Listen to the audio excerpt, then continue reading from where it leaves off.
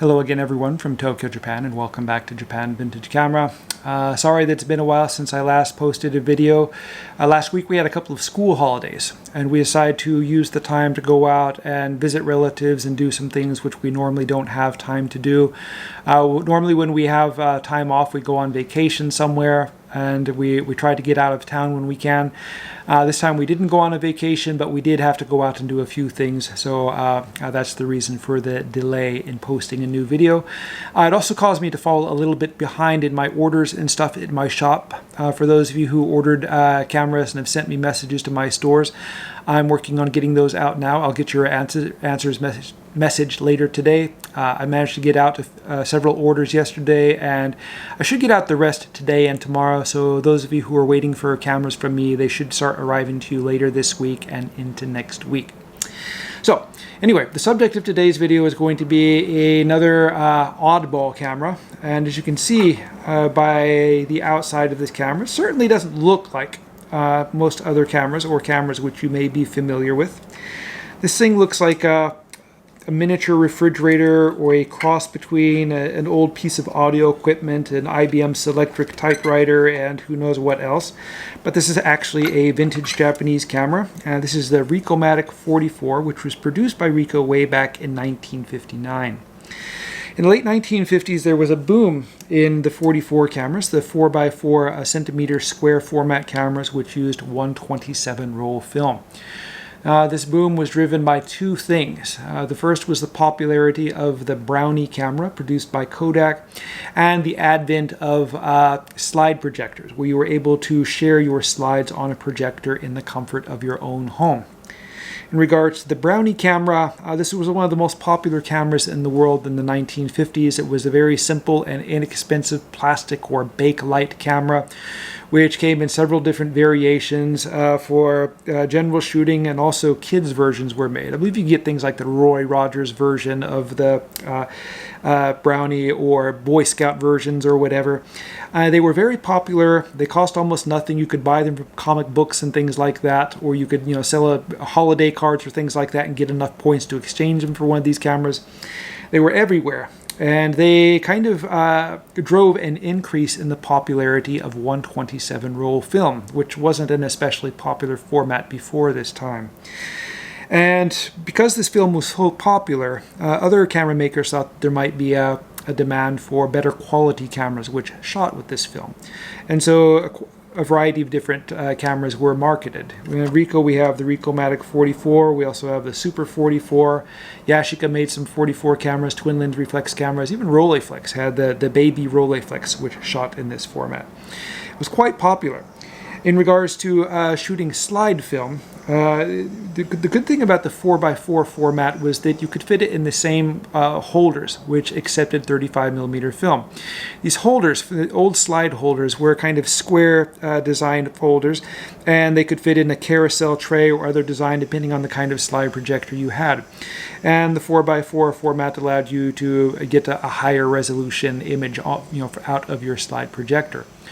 My uncle had a couple of these, and it was quite a treat when I was young to go over to his house and look at slide shows or his old home movies, which he shot on 8mm film.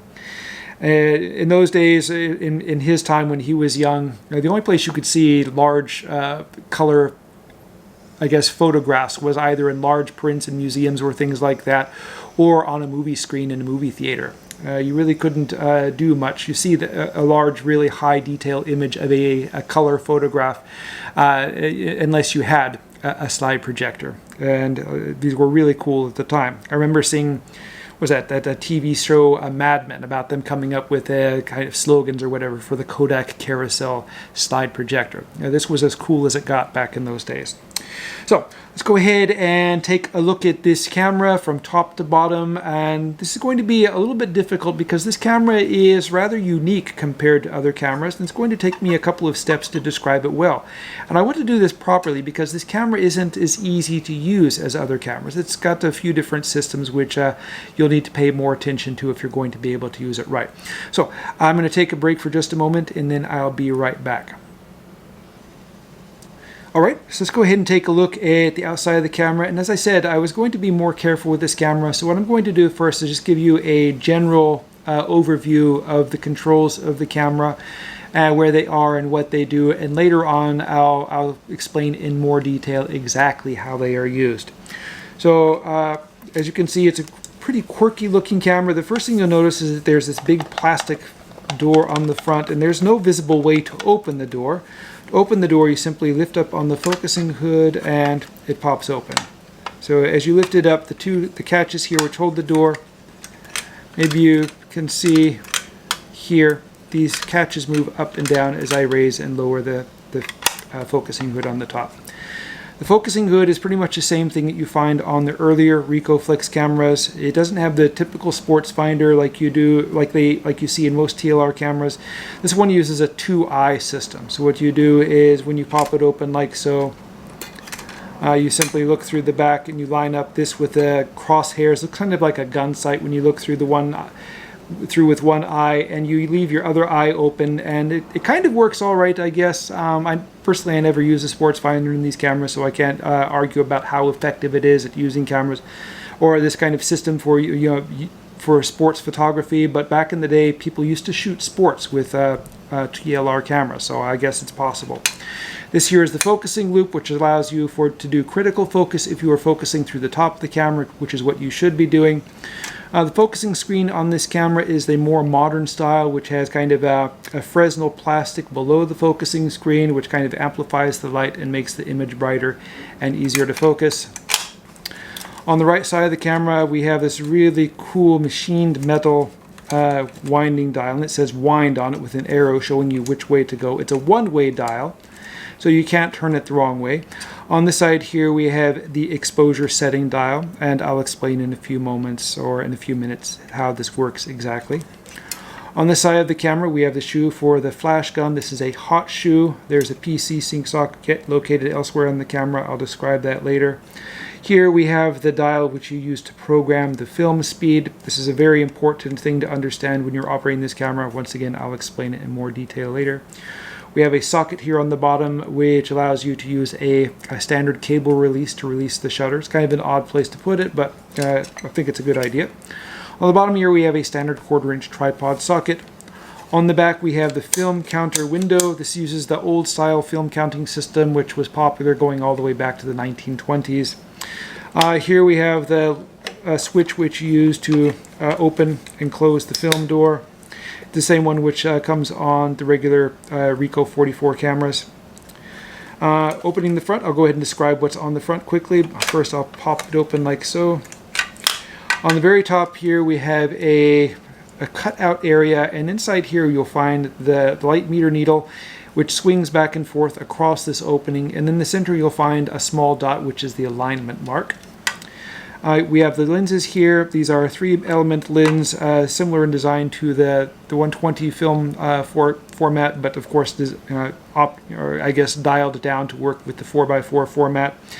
Kind of odd thing about this camera is its unique design for focusing the lenses. This is very different from the other earlier Ricoflex cameras.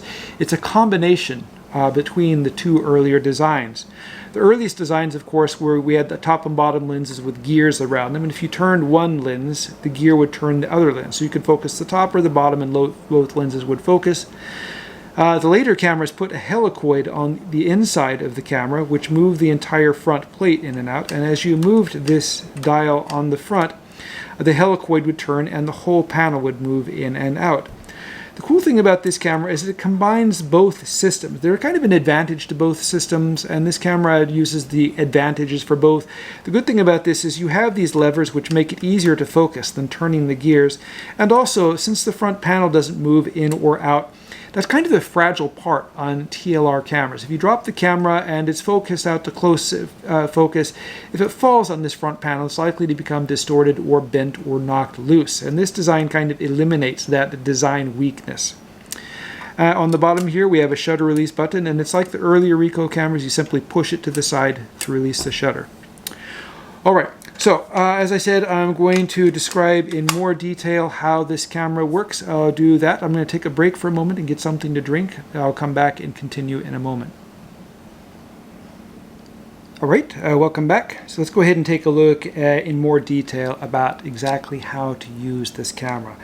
And the first thing you need to know, of course, is how to load the film. And so to load the film, you pop open this lever like so, it turns to the left, and the film door pops open. One thing you have to be aware of with this camera is that it operates a little bit differently than the regular 120 TLR cameras. The loading of the film is opposite in this camera. Normally in a TLR camera you would put the take-up spool on the top and you would put the film spool in the bottom. This camera is kind of the opposite. You would put the film in the top and you would put the take-up spool in the bottom. For loading the film spool, you have to pull out these forks like so. You can see this whole thing lifts out. Maybe you can see it better there. You would put your film like so, and then you would simply fold it into place, and you would pull your film across and feed it into the take-up spool on the bottom here. And once you have the, you can push it in here, and as you turn the winding dial, it will wind the film. And you simply turn and wind until the paper backing pulls down. We have an alignment mark here on the top, and once it lines up with the alignment mark, the arrow on the back of the film, you simply close the door, latch it shut. On these cameras, the Super 44, Ricoh 44 cameras, you have to make sure that the latch is secure. It's possible to turn this, but the film door is not all the way closed. You don't want it to pop open accidentally when you're using the camera.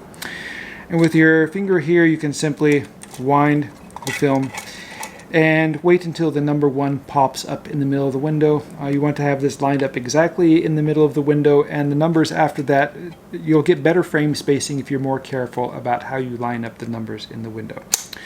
So you keep winding until the film is loaded to number 1, and the next thing you have to do is you have to set the film speed. We have a film speed guide card here on the back, and we have a range of film speeds from ASA 10 to ASA 200. What you do is you would program the film speed by turning this dial. This dial is a kind of a tricky thing. It's the trickiest part about this camera. On the back of the dial, where it's almost impossible to see, you have a series of numbers which match the numbers on the back, plus you have an M and a B setting. The M setting is used when you are operating the camera with the flash. The B setting is for the bulb setting.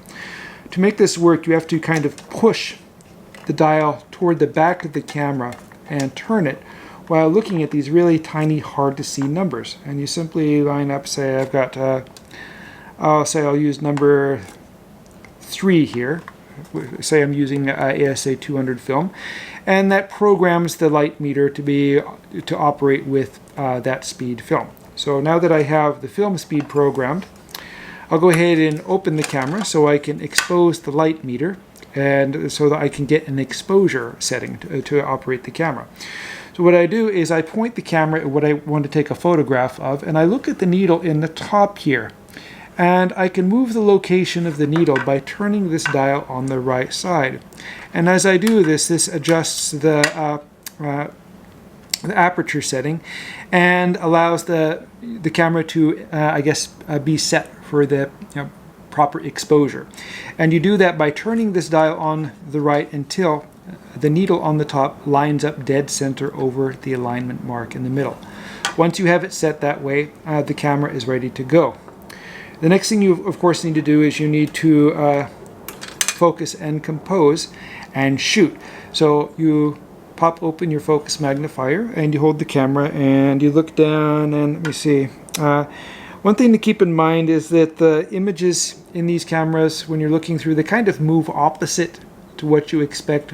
They're not like an SLR camera or rangefinder camera. This just simply reflects the image off the lens, which is normally upside down. This camera puts it right side up for you, but it doesn't switch the left and right correctly. So it takes a little bit of practice at first to understand which way it's going. And but once you get practice, it's not that difficult to use. So I'm right across from the big Mori building, so I can go ahead and focus on that. I have my exposure setting ready to go, so all I have to do is simply pull the shutter release button, the shutter fires, and I've taken a photograph. I've taken the photographs. The next thing I need to do is wind up to the next frame, so I'll turn the camera over, open the window like so, and simply wind until the number 2 is lined up. And so the shutter is automatically charged. If I have to make any more adjustments to the exposure, I'll go ahead and turn the exposure wheel here. line up the marks again, compose, focus, and shoot. Quite simple, but not as simple as on other TLR cameras with the light meters. Personally, I prefer the cameras which don't have the this kind of system, which doesn't have any figures or numbers on it. This one just simply has some different coded numbers on the side here, and you don't really know which aperture that the camera is selecting when you move the exposure dial on the right side. So though this camera works very well with a built-in light meter, it only works well with the light meter if this light meter happens to work, and you've got about 50-50 chance that it works at all, and maybe a 1 in 10 chance that it works accurately. And because of the system, the design of this camera, you can't really use it with a handheld light meter. Now, if I'm using a camera like the Ricohmatic Dia L, which has an uncoupled light meter, it has the light meter cell on the front, just like this one. But the light meter reading is on the outside, and it's not coupled to the camera mechanism. So when I'm looking through the camera at the meter, I can just look at what number the needle is pointing to, and I can set my exposure using that number. And it uses a standard light value or exposure value number, which I can also find on a handheld light meter. So I can still use the EV system on an older camera like a Rolleiflex or the Diacord L or Yashica Flex S. Even if the light meter built into the camera is no good, I can just simply use a handheld light meter and it has the exact same figures on it.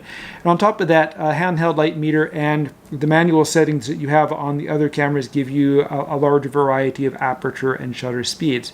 It also makes it a little bit easier to overexpose or underexpose an image if you're shooting in the shade, or you're shooting in a snowy place or something like that. This camera is mainly an expensive consumer kind of camera. No professional camera photographer would ever use one of these. For this, what one of these cost, and they weren't cheap.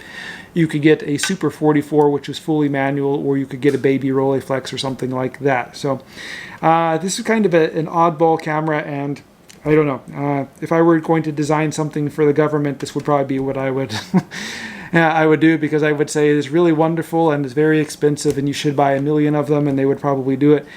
But for ordinary photographers, this is something which is good for conversation, and if you can find one which has a working light meter, you can actually take wonderful photographs with one of these. But for general use, I probably wouldn't recommend it. I was going to list this camera for sale in my online stores, but the light meter in this camera is, in Japanese they say zazu, which means it works but it doesn't work right. It's tricky, it's intermittent or whatever. So if anyone's interested in this camera, if you need one for parts or whatever, let me know. I can go ahead and send it out to you. Hopefully one of these days I'll get one which is in really good working order, and I can list it for someone who wants one which is in really good working order, but that's probably going to be a month of Sundays until that happens. Anyway, as I said in my previous videos, I am making more videos about different and unusual cameras, and of course this is a good example of a different and unusual camera. If you'd like to see these videos, please subscribe, and that way you'll know when they're ready. I'm trying to grow this channel to get more people interested in vintage cameras, vintage Japanese cameras, film photography in general, and if you click the like button, that helps. That gets more people to come here. Thank you very much for watching, and I hope you tune in again soon.